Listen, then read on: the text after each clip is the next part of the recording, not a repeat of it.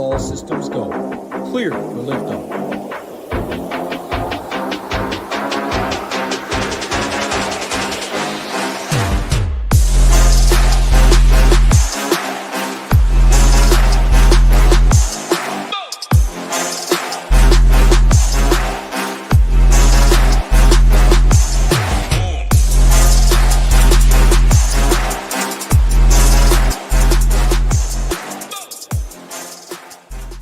What's going on, everybody? We're back talking some fights. UFC 327, 5:30 Eastern in Miami, Florida.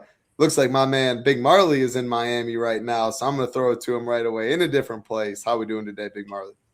Good, yeah. Just enjoying vacation, but got a good hour or so to hop on here with you to talk some fights.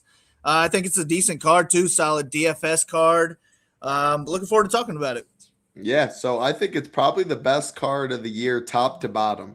I know we've had, I think it was the Islam fight earlier. I can't even remember. There's one of the first days back where the pay-per-view was pretty top-heavy, but after that it was really bad down below. I think top to bottom, I mean, we're going to see some incredible fights. Two things for DFS. First of all, I saw my man Big Marley last week. It was a great time on Saturday. Awesome to see you, you, buddy. We hung out, had some fun, had some drinks, watched not too many fights. I pulled it up on my phone once in a while. The bar was all March Madness, though. Yeah, it was a good time, man. I'm glad you guys came out and hit me up. Not too many people come out to Indiana to hang out, so I was glad to see you. For sure. If it wasn't for the Final Four, yeah, we would not have been out there, but that was good. As far as, this card, so really unique for DFS. 12 fights. We prefer 13, 14. We've been blessed as of late, but if there was ever to be a 12-fight card, this is a great one because only two favorites above minus 200, Kelvin Gastelum, Aaron Pico. Now, you see minus one, or like it's Mirzakhanov's, now less than minus 200. I put these up on Tuesday. We'll talk about the line movement, but minus 135, 142, 115, 130. I mean, there's a lot of really closely lined fights, and so much so that DraftKings went against what they usually do, and I am happy. Two $8,300 prices. Let me get this right. I think there was another one, 2,800 and 2,8400. Curtis Blades and then Randy Brown right here as well. So because so many were closely lined, DraftKings usually just 82, 83, 84 and keep going that way. They did double them up a little bit, which is the right call. So the highest price fighter on the card, 9,200 Aaron Pico. Second highest, 9K Kelvin Gastelum. And then it's 89, 88 goes down from there. So in the mid-tier has as much upside. 5 of the 6 fights are expected to finish in the mid-tier. So that's kind of my broad slate. You can leave money. You can leave chunks of money. You could have 4 underdogs, 2 favorites. But when the underdogs are plus 120 and stuff, I'm just on this card mainly targeting fights, trying to all right, which fights do I think are great? Which fights do I think aren't as much instead of picking sides? But a really good DFS card and one I expect ownership to be spread out on. Any broad slate for you before we go fight by fight? Now, the mid-range is going to be important this week. I think that most good lineups will be leaving salary on the table. And you really don't even need to worry about the 9K range if you don't want to. If you want to be a little bit different and leave, 800, something like that on the table, I think you can still have really good lineups. For sure, yeah. I mean, you go Aaron Pico to Curtis Blades. You even go Aaron Pico to Josh Hokett. Right there, you're leaving 1,400. You're not giving up any upside. You could argue, to be honest, you're gaining something. I think Pico's a strong play. Maybe I should have used Gastelum or something else. But, yeah, salary is pretty much irrelevant. You love to see that on this pay-per-view card with big boy prize out there. So, actually, I can't even say pay-per-view because you're not buying anything on Paramount anymore. But UFC 327, you guys get the point. Let's start off with the first fight of the night. Charles Radtke, minus 170, taking out Francisco Prado, plus 145. Minus 145 for this fight to finish. Prado plus 170 inside the distance. Radtke plus 210. I should have also mentioned only 3 fights. The Padilla fights, Mederos, Tatiana, Suarez, Godinez, and and then Gamrot, Ribovics. All of them in a row. Only 3 fights expected to go the distance, so 9 of the 12. So, yeah, you can see it. You're like, Big Marley has a 3-star fight that's expected to finish. A lot of fights are expected to finish. Again, I put all these up on Tuesday, though. As you can see, Tuesday, this was minus 160 to finish. Now minus 145. So the over has taken some money. What do you see in this one? Yeah, I could see me moving this one to a 4-star because I do kind of like both sides of it. I think Prado is the better, more dangerous striker early. I like Radtke to have the wrestling and grappling edge. And then the longer this fight goes, I just think it just plays into Radtke's favor wherever the fight is. So at 7,400, I think Prado's a pretty solid play because he has 100-point upside. And if you start off the card with Prado 100 points and you don't have him, you're gonna be wishing you did. So I think he is a good ceiling play. But I am picking Radtke to win. I just think he's going to be the more proven, the guy I trust more. And I think he is going to rely on the takedowns. I think he's going to get, 2 to 3 takedowns at least in this one, get a bit of control time. And I don't think Prado's ever won a decision. So he is kind of a finished or bust type of fighter, but he's young. I mean, he's 23 years old. So I expect him to improve. Like each time we see him, it just really hasn't happened yet. I've expected him to improve every single time we see him. But he's the same guy, I feel like, that he was when he entered the UFC. So hopefully the improvements start to come. I would rather, if I was making one lineup, use Prado. But I think that Radtke, with his wrestling, and he could rack up 10 minutes or more of control time in this fight and really just kind of dominate. So I think 8,800 is a decent price for him as well. And maybe the ownership won't get to either side of this one. So I like it more than the field, but I think a 3 all around is right for me at this point because I don't know exactly what I would prefer of the two. If like you're making one lineup and you ask me which one of these guys do I use, man, I don't know. It depends on what the rest of your lineup looks like probably. But I would think that Prado preferred play, even though I'm picking him to lose. Yeah, I would probably have it the exact same as 3 and then 3 stars all the way around. If I had to pick, I think I'm going Radtke as my preferred just because of the takedown upside, like you said. Prado feels like even a 3rd round knockout from Prado, you would take it every card at 7,400. If that turns out to be 85 points, it's a unique card. Granted, I'll take 85 at 7,400 still on this card. But with so many coin flip fights and people in his range that are still like plus 130, plus 140, it might not be enough. And with just how good the mid tier is, 7,800, 79, 8K, all of that. Now, 7,400 for a guy that's plus 180 inside the distance, I'm obviously going to play it. The reason I said Radtke my preferred, I think both sides of this fight probably pretty low owned or squeezed, but it's the takedowns like you mentioned. 8 takedowns in play here, 7 takedowns. He doesn't need to get a finish in this fight. If he is against 8 takedowns, 7 takedowns, you might get a late finish, but I do like that upside for him on a card where there's definitely some guys with takedown upside, but I think a good amount of these fights stay on the feet and are striking as well. So, yeah, I like both sides. Well, plus 180 at 7,400. He's really short and stocky for the division, but he has a lot of pop. And then Radtke with the wrestling upside, which I do think he uses.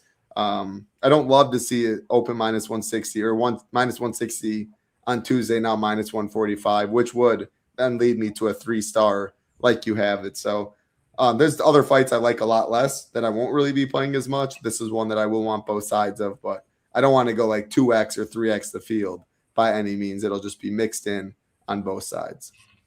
Let's go to the second biggest favorite on the card and the second highest price, Kelvin Gastelum, minus 285, taking on Vicente Luque, plus 245, minus 125 for this fight to finish. Gastelum plus 115 inside the distance. Luque plus 600, Gastelum round 1 plus 325. It's Gastelum or pass for me, and I do not know how much I really like Gastelum. But yeah, I see you have some more stars on Luque, so you're going to be playing or keeping him in your pool. I mean, I'm Luque or pass. I never play Gastelum in DFS. He's just a low output fighter, period, whether it's wrestling or striking, and he doesn't knock enough guys out. So at 9K, I'm going to be completely out on Gastelum personally, but I do think, the motivation side's probably on him. These guys just both seem like they're like 40-year-olds just towards the end of their career to me, where I don't really trust either one of them motivation-wise, and I think it could look like a sparring match both ways. But Luque moving up in weight, that worries me a little bit here, but he is the guy that will work for my money. He'll go out there and he can land 100-plus strikes, or he could go out there and try to submit his opponent or knock him out, where I would rather pay for $7,200 for him rather than a low-output guy in Kelvin Gastelum who could win and get you 55 points. So I'm just going to not be on Gastelum. If he wins with the first-round knockout, it's not going to be my night. I'm also not really looking to play Luque because I don't believe in him. But at 7,200, he is cheap. I think that he could win on volume in this one. I think he is the better, more dangerous grappler. I just don't know I don't even know if he's going to try to wrestle. But even if he tries to, I don't know how successful it would be. So I think he's still playing for like a 60-point score as well if he wins. I think this one goes the distance, and neither guy scores. This is probably my least favorite fight on the card DFS-wise. Yeah, you kind of talk. I didn't even like Gastelum anyway. It just comes down for me Vicente Luque talking out his brain bleed. Vicente Luque against Buckley, shooting for a takedown, not getting it, going to his back and like quitting. Like I've seen so much bad on Luque now. Yeah. The oldest 34-year-old you'll ever see. I mean, he's just been in so many wars. It feels like his fighting style has changed, which is the reason that I was like, yeah, Gastelum could grab a neck, could knock him out since his chin is so compromised. But at 9K is the second highest fighter or price fighter. Like drop Gastelum down to Gamrot, drop him down to Reyes, Blades, Mirza. I mean, you name it. So yeah, you talked me out of more Gastelum than I was going to get. I'm not going to go Luque, even at 7,200. Again, pricing is pretty much irrelevant on this card. He's a big dog. Gastelum has continued to take money since Tuesday. It is more like a pass for me. What's up, G Pfeiffer? Great to see you. Hope you're doing well. Mateusz early show this week, early in the day, but lately it's been on Wednesdays since stuff's going on. Big Marley helped me out. We were going to do it Tuesday. I had absolutely no voice to hop on Tuesday. You can probably hear right now. Still struggling a little bit. YSN in here. So, yeah, usually we do Thursday nights, couple hours early, though. Let's keep it rolling. Next fight on the card. Chris Padilla, minus 155. MarQuel Mederos, plus 135. Plus 190 for this fight to finish. The second most likely on the card. Padilla plus 250 inside the distance. Mederos plus 600. And it looks like, so Mederos plus 700 by KO, plus 2,200 by sub. Padilla plus 565 by sub, plus 600 by KO. It is Padilla or pass for me in this one. You have it different as well, though, so we're disagreeing. But I'm hunting upside. I think the wrestling upside is Padilla. The finishing upside is clearly Padilla on the odds. So what makes you like Mederos besides the price? Really it's the price, and then I'm picking Mederos to win. I guess the line, you have the line when I looked at it, minus 180 Padilla, I think. And I just thought it was going to shrink throughout the week, so I went with the underdog. But I don't really believe in Mederos. I just think he's the slicker striker, better defense. He'll be the one on his bike, harder to hit, where Padilla is the better DFS play because he has the early finishing upside, really most of the finishing upside, no matter what round it is. And he also has the wrestling upside, like you mentioned, too. So he's our ceiling play in this one. But I just think that Mederos is a cheap live dog. But it's similar to Padilla is similar to Radtke for me, where you just got to pay up for a price where I don't really believe in a full 15 minutes of output unless he's going to be wrestling. So I would prefer him to wrestle or get an early knockout. And I just don't think that's going to be the case. I think this is going to be a 15-minute, maybe not 15-minute striking match, but mainly take place on the feet. And I prefer Mederos there. So it's another fight I'm going to be looking to avoid. But if I land on some Mederos, I'm okay with it. I'm also, if I'm MMEing, I'm cool with a little bit of Padilla as well. I do think he has 100-point upside. I just think this is a tough matchup, and I think Mederos is going to be hard to hit. I also don't see Padilla getting more than like 2 takedowns in this one. So I think we're going to get an under 10x score if Padilla wins. Yeah, no, it was Padilla or pass for me because of the upside, but I really don't like Padilla much. Again, I keep saying you go from, let me pull up the pricing on a different screen so it's easier for me. Padilla 8,700. I'll leave the money to Gamrot. I'll leave it to Curtis Blades, Dominick Reyes, Landwehr, Yuri, Ulberg, Johnny Walker, Kevin Holland, like Hokit, you name it, Ribovics, you name it. I can leave that money. So I'm going to play a little just because if I build the Kelvin Gastelum team, go down to Padilla, and that's a way to get different. Again, he wants to wrestle, plus 250 is not bad, can grab a neck. But this fight is the second most likely to finish or to go the distance on the card, and it's only gotten worse. So Mederos is taking money, and the over is taking money. Was plus 150 to finish, now plus 190. That is not great on a card with 9 of the 12 fights expected to finish. So, yeah, 2 of my least favorite fights right here in number 10 and number 11. This next fight, I didn't love it myself, but you have it as a 4-star. Tatiana Suarez minus 145, taking on Loopy Godinez plus 125, plus 300 for this fight to finish. Suarez plus 350 inside the distance. Loopy plus 900. So do you obviously look at the stone? Both girls can wrestle. Tatiana's known as a wrestler. Hasn't been great. It didn't look good against Lemos. Definitely wasn't good against Whaley. Loopy has 81% takedown defense. The odds are pretty close. Really heavily favored to go the distance. which is all the reasons I didn't love this fight. But that being said, I do agree that it is pretty much Tatiana or pass for me because I don't think Loopy's knocking her out. And if there is one-sided domination, it probably is on the Tatiana side on the mat. So for that reason, maybe I'm going to bump her a little more because I think you're going to pretty much say those same things. Yeah, just like if this fight was a year ago and I saw Tatiana at 8,500, I'd probably be all in. She's just one of the best WMMA wrestlers we've ever seen.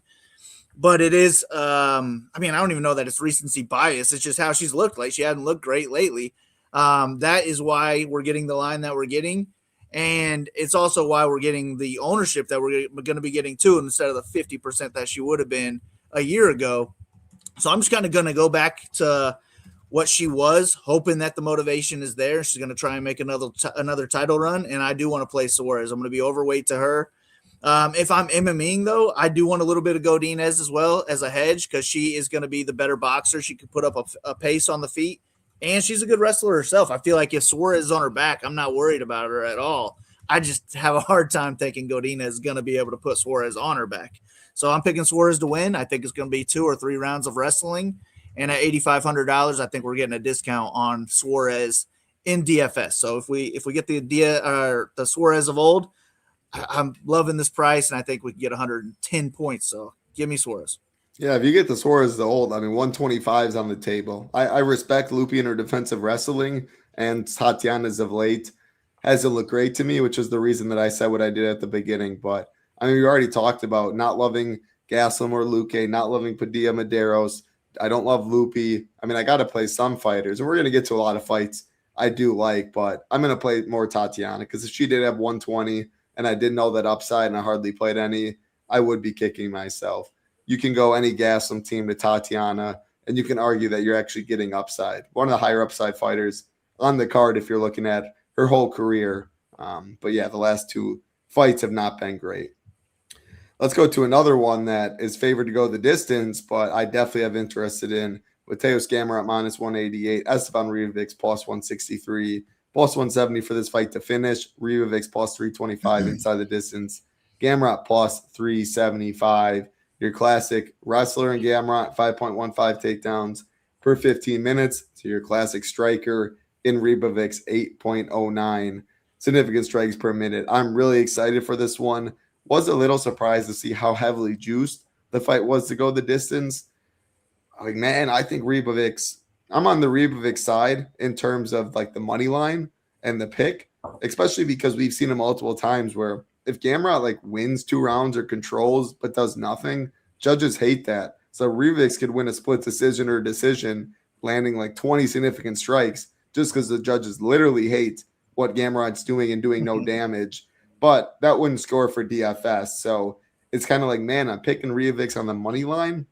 And I think he can keep getting back up. And if he gets distance, this Ribovics kid's nasty. With all that being said, for DFS, I prefer Gamrot because if someone's scoring 120, it's Gamrot. There's such a clear path. Ribovics getting up actually helps Gamrot for DFS. So, yeah, picking Ribovics, but my preferred play Gamrot. But I will still play a little Ribovics because when it's on the feet, Gamrot's not a bum on the feet. But, Charles Oliveira kind of Ribovics is a way better striker, and he's going to let him know that pretty early, which makes Gamrot shoot, and that's what we want for DFS. So, yeah, take this one away. Yeah, I think I just agree with everything you said, except that I am picking Gamrot to win. I think that the wrestling will be enough to get 2 rounds in this one, but Ribovics is one of my favorite strikers, man. This guy's got pace for days, and he is a good get-up game guy. So I think that Gamrot could get 7 to 10 takedowns in this fight, whether it be win or lose, but every minute that it's on the feet, Ribovics is going to be throwing volume. So it's going to be a fun fight to watch. I also think it could just be completely one-sided either way. If the takedowns aren't there, I think we could get an early an early knockout from Ribovics too. So I think the finishing equity is on the Ribovics side, the volume equity is on his side, but all the takedown equity is going to be on the Gamrot side. And he's only $8,600 on a card where we don't really need to spend salary. I just think I'm going to end up with more Gamrot than I even feel good about, to be honest with you. But it's weird when you got a plus 170 as a 4-star, and I feel like it's closer to a 5-star than a 3-star for me because I like this fight a lot. I'm going to be probably overweight to both sides. Yeah, I agree. I probably will too. Gamrot's last 2 decision wins, 117 and 131 DraftKings points. I mean, the dude is a really good DraftKings player, assuming his opponent can get taken down and then keeps getting back up. And I do think that is something Ribovics can do. So, yeah, I like it on both sides. I would like to be both overweight on both sides as well. One of the most likely fights to go the distance, yet I prefer it over all these fights we talked about first. Pretty close with the Radtke Prado fight, but do have it as my favorite right there. What's up, Jeff? Great to see you. Hope you're doing well. Hope everybody's out there is doing well. Watching live, watching on playback. All we ask, like button and subscribe button helps us out a ton. When I'm saying that, I might as well pull this up quick. ShippingNation.com. If you have not been over, this is what the website looks like. Bottom left, I do have it zoomed in a little bit because the stone is not usually that big, but bottom left, join the nation. 5 days. Actually, I just looked at the screen. It looks pretty normal on that screen, but 5 days for $19 if you do want to check out all of our content. That includes NBA, PGA. So if you get in right now, you get showdown content, good prizes, MLB in full force, MMA, NASCAR, and NHL. 5 days, again, $19. You get Discord, you get SaberSim, all of our projections, ownership, the stone, slate plans for all of these sports. If you're just interested in MMA, obviously a year-long sport, single sport right above MMA, and you can check us out less than $1 a day for all of our content. If you're with us for the whole year, even cheaper, only $20 more if you do want to add SaberSim, which definitely helps make building a lot of teams easier for MMA. So we'd love to have you. Definitely do get in the Discord where Big Marley and I are at as well. Let's jump back to the stone. There we go. Next fight on the card, Randy Brown and Kevin Holland. Straight pick them right now, -110 apiece on both sides. This fight is -110 to finish. Holland +180 inside the distance. Brown +340. So Holland opened +190 to finish, now +180. Brown opened +325 to finish, now +340. Over 2.5 in this fight, -145. That is the reason I do not like this fight much. If it goes over 2.5, I don't think there's many takedowns. That means probably a bust in DFS. For me, Holland would be my preferred play because he's 600 cheaper and a better finishing prop. But I think these guys kind of trade shots at distance, and it is one of my least favorite fights on the card. How do you see it? Yeah, I think it's definitely closer to a 2-star than a 4-star, but I do have interest in both sides. I think it'll be a pretty fun fight. I do give Holland the finishing edge, whether it be on the feet or the ground. He's just the more dangerous fighter everywhere. He's also, good minute-wise too, but I think that Randy Brown will be our minute winner in this one. I think he's going to be the quicker striker, and I also think he's the better wrestler, and Holland is just the worst takedown defense kind of guy. So I think he could get taken down like 4 or 5 times in any matchup, I feel like. So I'm not against using Brown because I don't think the ownership will be there, and I think that it would be smart of him to wrestle in this one, especially after getting his legs chopped in half in his last fight. Man, I remember being on him in that fight, and it felt like right away it was over. I just don't I don't see Holland being smart enough or having, the kicks to be able to do that. I see this going 15 minutes, and I think Brown's going to be the ultimate minute winner. So he's my pick to win. But I just never love paying, more than $8K for a Randy Brown in DFS. So I just threes all around just made sense to me. Maybe I'll change that once it gets closer to the fight and I get my lineups done. Yeah, not a fight I want to target too much of. Holland or pass for me. Brown, Big Marley's preferred play, but he does not like the fight much either. Let's go to one that is better. Aaron Pico -260, taking on Patricio Pitbull +220. -165 for this fight to finish. Pico +100 inside the distance. Pitbull +400. We're looking on the stone. Again, I put these up on Tuesday. 2 things. A lot of line movement. Pico was -335, now -260. Money on the Patricio side. Sorry about that. If you heard the phone. On the inside the distance line, -130 for this fight to finish. Now -165. I'll let you take it away. How do you see it? I think it's a good fight because of Aaron Pico. Pico is just a really good offensive fighter, solid striking, very dangerous with his power, and he's a great wrestler, an amazing wrestler. If he wants to wrestle, I think he could do it all day here. But his issue is that he has a poor chin, and Pitbull could knock him out for sure. I also think that Pitbull is a solid grappler. He's just a well-rounded fighter. His issue is that he's 38 years old now, so I really don't have a whole lot of interest in Pitbull unless he's going to get a knockout in this one, because I don't think he can out-wrestle Pico at all. So I think we're really relying on a flash finish for him, and if he somehow lucks into a decision win, I still don't even think he hits a 10x score. So for me, it's going to be more so on the Pico side because he is dangerous. He could knock out Pitbull in any round. But if he wants to rely on his wrestling, I would like to see that. I think he could dominate there, and I'd be interested in see what he could do on the ground too. So Pico is my preferred side. I think I can afford all the Pico I want on this card as well. My worry is that I'm probably just going to have to limit my salary to where I'm not using it all, and maybe that gets me off of Pico instead. But I'm worried about this going the distance, Pico not wrestling and not getting the knockout, and it being like a 60, 70 point score as well. So I think there is high upside, but it all comes down to what Pico does, I think. I agree. I think Pico wrestles. I'm going to play a good amount of Pico. I just why would you strike? I mean, he's been finishing all 5 of his losses, 4 of the 5 by KO, his back elbow, and same by Lerone Murphy, but another knockout. Patricio, not the best takedown defense. It just feels really clear if you want to get back in the winning. And he does damage when he's down there too. He's not a boring wrestler. He could go down there and absolutely make him bleed, elbow style on him that way and still perform. So it's Pico for me. Seeing the line movement, I mean, that's 75 cents that's been back on Pitbull on Tuesday. I think Pico is going to be one of the highest owned fighters on the card due to just the salary being so easy to get him, where people are going to play that, the wrestling upside and all that. Pitbull plus 400 to finish is what, 20%? Just 20%. So his ownership's going to be lower than that. If Pico's 45%, you are getting a lot of leverage that way. So if I'm playing 55 plus teams, 60 plus teams, I'm probably playing all 24 fighters more than likely. But I would play Pitbull for sure.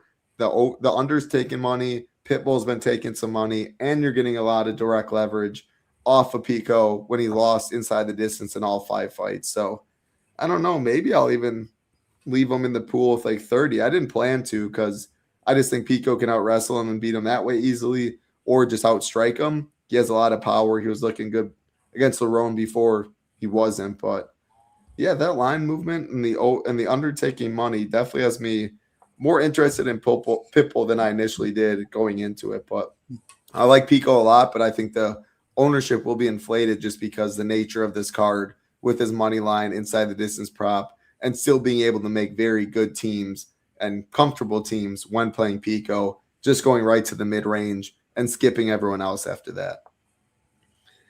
All right, keep rolling. This one should be pretty fun as well. Nate Landwehr taking on Cub Swanson. Nate Landwehr minus 116, Cub Swanson minus 104, minus 145 for this fight to finish. Landwehr plus 185 inside the distance. Cub Swanson plus 225. Excuse me, take it away. What do you see in this one? Yeah, I think it's Cub Swanson's retirement fight, so we got that, and then we have Landwehr's just a madman. So I think that they're both going to be going out there and trying to put on a show. I think that puts it closer to a 4-star for me, but it's also a fight that I expect to really play out on the feet, and I have it going the distance. So that makes me think maybe it's a 3 or a 2-star. So I think this could be a range from 2 to 4. I think it will be an exciting fight, but if there are no takedowns and no knockdowns, I would definitely worry about the score. But we are right there in the mid-range, and they both have 100-point upside. So I like the fight. I was on Swanson. He was the underdog when I looked in this fight. The plus money kind of swayed me onto the Swanson side. But I just think it's going to be a fun one where Landwehr's aggression is going to help Swanson because he is more of a volume guy, slicker striker, better hands in my opinion. And Landwehr, just madman, can help him get the knockout or get knocked out. So lots of variance in this fight because of Landwehr, but I'm expecting a pretty good one. I don't like going heavy on guys who are 37 and 42 years old, though. So I think a 3-star right now is right. And then once I build my lineups, if I end up with more of this fight, I'll up it to a 4. If I end up with not very much, I'll go down to a 2. But I have Swanson as my pick to win. I prefer to save that $400. No arguments there. I was so conflicted on this fight, which is why I threw it to you. I could see it going so many ways too. If someone wrestles, it's Landwehr. I think Landwehr wrestling would be smart. If he doesn't wrestle, I would agree. Picking Cub, durability on both sides, kind of a concern. But if this fight doesn't finish, like you said, and Nate doesn't wrestle, it's not going to be anywhere near the winner. It's in a really loaded mid-tier. So I think this is one I've had a lot of kind of stronger takes on some of these, where I think this is one I just kind of want to go around the field on both. If I'm a little overweight, a little underweight, fine. But I don't want this fight to determine my night in any way. So I'm totally torn. Retirement fight on the other side, Landwehr 37 himself. Does he just respect that and give Cub the striking fight that he wants? Maybe. And I don't want that if I'm playing Nate. If you do play Nate, you do want more takedowns, which I do think he'd have success with. But yeah, he's a madman. He can definitely push a pace and make this fun. I'm excited to watch this in real life for sure. I think better real life fight than DFS, but does have potential for DFS. Next fight on the card that's good for real life and for DFS, Dominick Reyes minus 143, Johnny Walker plus 123, minus 400 for this fight to finish, the most likely on the card. Reyes minus 105 inside the distance, Walker plus 175, Reyes round 1 plus 175, Johnny Walker round 1 plus 235. It's a great fight to target. Yeah, I'll let you take it away. Yeah, whoever lands first, I think is going to be a first-round knockout from either guy. Both of them have knockout power. Both of them have weak chins. Unless they're both scared of getting knocked out, I just think this is going to end early, and we want to be all over it right there in the mid-range. I also like the Landwehr-Swanson fight a little bit more because it's priced as the same as this fight, and everyone's going to go to Reyes or Walker instead. So you get that the other one at a little bit of a discount. But this one is just all variants. You could flip a coin and pick your lineups that way, which I guess would lead to a little bit more Walker. But if we turn knockouts off, I think Reyes wins this fight at a pretty good clip. He is the better fighter, the better striker. So I am picking Reyes to win. But he might never have a chance to even look good. He might get knocked out in the first 40 seconds of the fight. So I just want to load up on this fight, probably have 85% of my lineups, if not more, relying on a knockout in this fight. And I think that's what's going to happen. Give me Reyes for the win. But if I don't have that $8,300, if I'm sitting with $8,200 or less, then give me Walker. Yeah, I thought that this fight just seemed so coin flippy to me. I do think Reyes is better at the end of the day if you really get down to what they all do right. But both chins are compromised. Both guys are wild. Or Johnny Walker's a wild man. Reyes is a little more composed. Both guys have a lot of power, though. And one, I can build a lineup. I can take out Reyes. I can go down to Walker and leave 400, getting different that way, which is the reason that I said Walker is my preferred play, and he has the plus money next to his name, but I will not die on that hill one bit. If I had more Reyes, when it's all said and done, I will definitely be fine with that if I like everything else. Just the highest of high variance fights, but one you want to target for sure on both sides. That's why I couldn't imagine playing single entry in MMA, because right away you'll get this fight wrong. You're on the wrong side of the 40-second knockout. You have no chance to win. So it's an MMA sport for me for sure. I want a bunch of this fight on both sides. I don't really care who I have more of. I just don't want to be like too skewed. I want to be somewhere around the 60-40 marker. I'm not going to have 100% of the fight. If it's a second round knockout, maybe 88 isn't enough or something, but if I had 100%, I wouldn't complain either. This fight or the main event, just jumping ahead, which one would you prefer?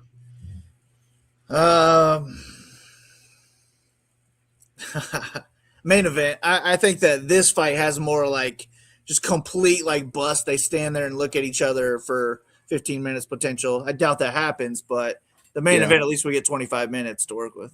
Yeah, that's fair. I picked this one just because I don't think the main event or this one go five rounds, or obviously this one isn't, but the Ulberg fight's not expected to go 5 rounds, expected to end within 3, and you're getting an ownership discount due to main event always gets more, and it's minus 400 to finish versus minus 325. So very similar fights, though. Two fights that are going to be primarily on the feet probably the whole time. To a fight that's probably not going to be on the feet the whole time, Curtis Blades minus 118, Josh Hokett minus 102, minus 165 for this fight to finish. Hokett, the slight underdog, better inside the distance prop at plus 150 to Blades is plus 230. So you can see on Tuesday when I put up these odds, minus 135 Blades, now minus 118, so some money on Hokit. And then the fight to finish was minus 200 on Tuesday, now minus 165, so some money on the over. Man, it is really weird to see Curtis Blades in a coin flip against a guy with 2 UFC fights that have fought bums, but I can't argue it, and I actually am on the Hokit side myself. Could look silly. We will see. And his antics and stuff is, I don't know. It's comedy, man. Just seeing videos of this guy. But, yeah, what do you see in this one? All right. Yeah, I love it. So we got Curtis Blades, just one of the best heavyweight wrestlers of all time. But the guy's 35 years old, has not been wrestling like he used to. And I think this fight is the UFC betting on Hokit. Because you are giving him Blades when Blades still means something. He's not, once he's fallen off, like let's say Blades is on a 4-fight loss streak and then you give him to Hokit, then it doesn't really do anything for you if Hokit gets that first round knockout. But Hokit with just 2 fights, he comes in, you're begging for a star at this point. And Hokit's, I mean, he's pretty good on the mic, not so much on the press conference yesterday or whatever it was, but after his fight, the last one, which was an amazing performance by him, both of his fights have been amazing. I think he could do that same stuff to Blades. Blades has a questionable chin. I don't think he's going to go out there and take Blades down 4 to 6 times, but Almeida did. So I don't think it's impossible for him to get him down once or twice and then possibly finish him once he's down. But I think he could knock out Blades early in the fight. And it just seems like, didn't I hear like Blades coming off an injury, like a torn ACL or something as well, which is, to me, in my mind, like if you're Dana White, you're like, scummy Dana White. You're like, all right, we need to get Hokit a good win here. How are we going to do that? They're like, all right, well, let's call up Blades, who's coming off this injury. Let's call him up late. Let's make sure he doesn't have enough time to have a full training camp or whatever it is. And that's just totally what it seems to me with a pick'em line with a Josh Hokit, who people don't even know, torn meniscus. But either way, coming off an injury, I mean, 35 years old, Blades is on the downside and Hokit's on the upside. So I'm gonna take a stand on this one. Hokit's gonna be one of my favorite plays on the entire card. But at the same time, he could get completely dominated. If Blades looks like old Blades, he's one of my favorite DFS plays of all time to click on. I'm always clicking on Blades, which has cost me money in the last couple of years because he hasn't been the Blades that I want to see. But give me the UFC bets. I like to bet on what the UFC wants to happen, and I think that's a first-round knockout for Hokit. So he's my pick. Yeah, no, I'm on the Hokit side as well. I just think the pace that he'll set right away, it's unlike a lot of these guys have seen. Blades hasn't really shown to wrestle as much. The meniscus tear, like you mentioned, I might have it a 5-star. I also will say I could see, especially with this line closing, if it goes off minus 110 or something like that, I could see Hokit being 48% or something, like major steam. Like they're all buying in. He's a wrestler. He's 7,800. Inside the distance is good. And then Blades is 25%. And it's like, maybe I might have to change my opinion on that. I'll take the game theory aspect. If it's 25 versus 50 as a minus 110 a piece on a card where salary doesn't mean much. And then a lot of my Hokit teams that I do play, I think are just going to plug in Blades, drop down to Hokit, and leave the 600 plus as a way to get different. So I definitely am going to see where the line goes in this one, because I think that will determine ownership a lot. But I do expect Hokit to be one of the highest owned fighters on the card, which, I mean, makes Blades even more appealing, but he's appealing just because he can wrestle too. He can get reversals. He can strike. His elbows are nasty on the bottom. So there's plenty of outs for Blades as well. This is one of my favorite fights on the card, to be honest. I don't know. Maybe it is my favorite. Reyes Walker and then this fight at ownership. It's really, really close, but I think it mainly plays out on the mat, or it's like Hokit pushing him against the fence, getting a control time. You do get control time when you do it against the fence, eventually peeling him to the mat. But yeah, our man Hebrew Cheetah is absolutely right. Our big man, Big Marley, is looking fly. All right, 2 fights left. The co-main events. Again, appreciate everyone hanging out. All we ask, like button, subscribe button helps us out a ton. Azamat Murzakanov minus 200. Oh, and now he's back to minus 200. So I take back what I said earlier. Paulo Costa plus 170, minus 130 for this fight to finish. Murzakanov plus 170 inside the distance. Costa plus 290. I mean, is this Mirzakhanov dude ever going to lose? Like, he's good for sure. And I don't love watching him. He always gets the job done. But I don't know. Like, if you told me he wins the UFC championship one day, I think I'd be a little surprised. But then I'm like, man, I guess the upper tier of 205 isn't crazy, Don. There's no Chimaev or Islam or something like that. So I don't know. Talk to me in this one. I'm pretty conflicted. Yeah, I mean, I definitely think he could knock out Costa. I mean, he could wrestle as well if he wants to, but I think we're relying on a first-round knockout with an $8,900 price tag. Costa coming up in weight. Yeah, I just don't – I mean, I'm not a Mirzakhanov fan. I think this guy's boring. And these fights are in Miami. You know who loves Miami? I bet Paulo Costa loves Miami. So my issue with him is what's he doing before the fights? Hopefully he's not at the strip club tonight. Hopefully he's waiting until Saturday. But he could celebrate out there in Miami, I think, really good. So I'm picking Costa to win here. I think that the judges and the fans are going to be on Costa's side in this one. And I could just see it being a close 15-minute striking match where Mirzakhanov is not a high work rate guy. He's just a good, well-rounded fighter. And I think Costa can hang with him in volume.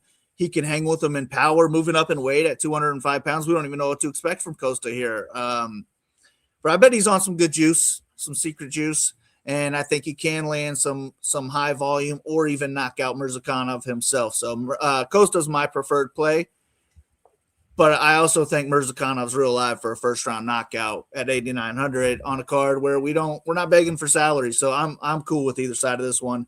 I think threes all around is right. What would you do? I would go 4-2 Costa, I think. He's a cheap fighter that can throw volume that if he does get in its flow state or senses any bit of Mirzakhanov slowing down, like I'll never forget that Marvin Vettori Paulo Costa fight when Costa missed weight by so much it went up. 5th round, like he was already looking tired. He got a second win and he was throwing the nastiest body shots. He still had the cardio. You never know what juice he's going to be in. I do think Mirzakhanov can slow down, but I probably would keep this fight only at a 3-star because like all the opponents are scared of Mirzakhanov. Like the dude has stupid power. Like he changes who he fights against, how they fight. So Costa knowing is like a high pace, all this. I wouldn't be surprised if Costa feels it out in the first round. He feels a shot and is like, man, this dude has legit power, changes how he fights the whole way. And then the fight just completely busts. Yeah, part of the reason I don't love Mercer, round one for him to finish, plus 200. Or no, excuse me, plus 400, 20%. 20% is not great. You can build any Mirzakhanov lineup, go to the main event, go to Blades Hockett, go to Reyes Walker, go to Landwehr Swanson, Pico, Gamrot Ribovics, like even Chris Padilla, Radtke. There's just so many other people I can drop down to and leave money that I think either have wrestling upside or the fight maybe be a little higher paced. I don't love Mirzakhanov, but he's 20% in round one. I would take a round one knockout for sure. I don't think his ownership's going to be crazy, so I will play some, but I do prefer Paulo Costa at the price in this one. But yeah, I'd have a 2-star Merz, 4-star Costa, probably a 3-star all the way around. So we see it pretty similar. That's fair. Yeah, I thought about doing that as well because I picked Costa to win. Yeah. So, I mean, we see it pretty much identical for this one. All right. It is the main event, and it is a great main event. What's up, Nicholas? Great to see you. Rio made sure he jumped in for this main event because he wanted our takes on it. It is a great fight, no doubt, and that is why it's a -113 Yuri, -107 Ulberg, -325 for this fight to finish. Yuri plus 120 inside the distance. Ulberg plus 160. Round one props. Yuri round one plus 500. Ulberg plus 650. I'm gonna make the case to fade, and then I'm gonna throw it to you to break it down, and then I'll break down how I see it and pick. But the case, in my opinion, to fade is I just said the round one props plus 500, plus 650. Neither of these two I don't think are gonna wrestle. Yuri can be slow, a slow starter, round one, round two, and he gets going as it goes. Ulberg, I think, is totally fine playing the slow game. We've seen it in multiple of his fights. A distance striker. The big thing for me, it's a big octagon. If this was in a small octagon, a whole different ball game. But with so much room to move, I think Ulberg's game plan is going to be, all right, you're the better striker. You're the more technical striker. The leg kicks will be money, which we saw Rakic against Yuri. Just be smart. Don't feed into his game. If that's the case, he'll bounce around, leg kick, move, stick and move. Yuri gets frustrated, all that. So round 1 goes by, and then maybe round 2 goes by, and then Yuri just starts being the wild man he is, closing the distance, and boom. Now, when Yuri's doing all that, Yuri can put up big scores in bunches. You almost want a quick knockout because, man, like the Roundtree fight, he's doing nothing, and then next thing you know, he's got all the points in the world. So that makes Yuri, like, any way the fight goes, he can always find ways to get there. Ulberg, if he gets like a 3rd round knockout or 4th, like, I'm not sure that's enough. I'm picking Ulberg to win. Actually, no, I said I was going to stop. So I think that's how it can fail. Ulberg early or just slow early, and then Ulberg a 3rd round knockout. Slow. Yuri catches him in rounds 3. Maybe even round 2 knockout for either. 89, 92. It's not guaranteed to beat Reyes, to beat Blades, to beat Gamrot fight, and all of that. So it's going to be very high owned. For a reason, it's 82 8K, but I personally will not be locking the fight. I'm also going to be playing a good amount of lineups. So now you take it away. Any thoughts on the fade, but then break down this fight, how you see it? I think that all makes sense. I would have said before you went off on that tangent, I probably would have said I'm all in on this fight if I'm making 20 or less, but I do think that makes some sense. And I could see either one of these guys putting up, 85 with a 3rd round knockout. But yeah, I'm cool with that, especially the more lineups you make. I would say if I'm making 10 or less, I'm probably trying to force this in because it's right there in the mid-range. And I'd rather go to either one of these guys than Gastelum. But I'm expecting a banger. I don't even think it makes it out of the 2nd round. Both these guys, they're going to want that title for sure. Yuri, wild man. He's definitely going to have the aggression side. Good striker, but more because of his power and awkwardness. Ulberg's going to be our better, more talented striker. I also like him on volume as well if it comes to that. But I just think Ulberg's going to be the better defensive fighter as well. I'm always just a kind of against Yuri's defense, and I think that could be really bad against a guy like Ulberg, who is really not a perfect striker, but he's one of the best strikers we have in the UFC right now. And he's got huge power as well. So I think that he knocks out Yuri in the 1st or the 2nd round. And if it's a 1st or 2nd round from either one of these guys, I think we're on the main event. I mean, on the optimal lineup. So give me Ulberg, especially at 8K. I think he should be the favorite in this one. I actually think he will be the favorite by the time the fight kicks off. I already bet on him personally. Give me Ulberg. I think he's going to be my highest owned fighter on the card. But let's say I have 65% Ulberg. I probably want 30% Yuri.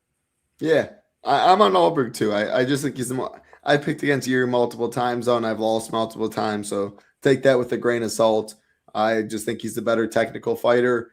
I think his leg kicks will be money. Yuri, he just fights through it like no other, man. The dude's heart and his will to win is out of this world.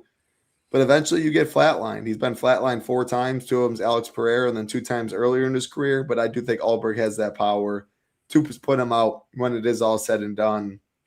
Yeah, I'm going to have a bunch of this fight, but everyone will. So maybe I do end up underweight, and I hope Ulberg puts him out in the 3rd round. He scores 90, and 90 is not enough because if this fight is not optimal on this 12-fight card, I think you're probably looking at 5 or less dupes. Big boy prizes this week, $25 entry fee, $26,000. I think people, that'd be one heck of a payday. And we've seen crazier things happen than a striking main event not be optimal on a card with 9 to the 12 fights expected to finish. So we're both on the same page with Ulberg there, though. Yeah, I think you're less likely to dupe with not using the main event and using almost all of your salary than you are leaving like $800 and using the main event.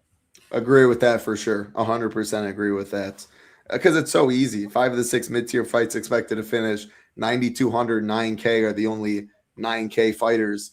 You're almost forced to do something like that. So, yeah, I'm really pumped. Best card of the year, Nicholas said. Yeah, that's what we said from the beginning. I think top to bottom, this is the best card of the year. Miami, Florida, 5:30 Eastern. Big boy prizes on DraftKings again. We'll have you covered. Everything up. Slate plan, the stone will be all filled out, color-coded.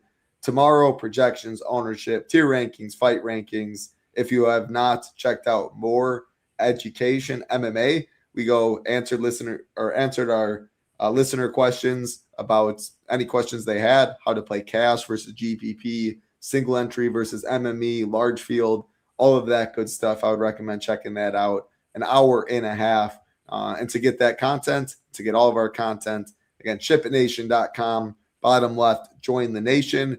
And then you can get in for as low as $5 or as low as $19, 5 days, $19, PGA Showdown, MLB, NBA going, MMA, of course, NASCAR, and NHL. A great time to get in if you just want MMA content. All of our content for the whole year, single sport, MMA, less than $1 a day. If you just want content, only $20 more to get Saber Sim. You do get Discord for both. And then, yeah, I mean, if you know you'll be with us the whole year, I don't know why you wouldn't. MMA is such a great time. The Discord is great. Big Marley and myself take care of everything. We would love to have you for sure. Any final thoughts, Big Marley, before you get on out and enjoy that nice weather and vacation? Man, hopefully this card plays out as good as it looks. We a lot of UFC hate lately, man. They could use it. So Hope it's a good one. Hopefully we have some big emerging stars come out of this one too. Yeah, good luck to you, Title. Good luck to everybody listening. Let's ship it. I appreciate you finding the time with me to hop on when my voice was a little there. Still not great, but that'll do it for us. I'm hoping for a good card, and I'm expecting a good card. More importantly, it could be the worst card ever, but if there's some Shipping Nation logos up top, that's a great card in my book. Good luck, everybody. Appreciate the support. Hit the like on the way. Hit the subscribe. For Big Marley, I'm Title Town. Be safe. Good luck. Peace.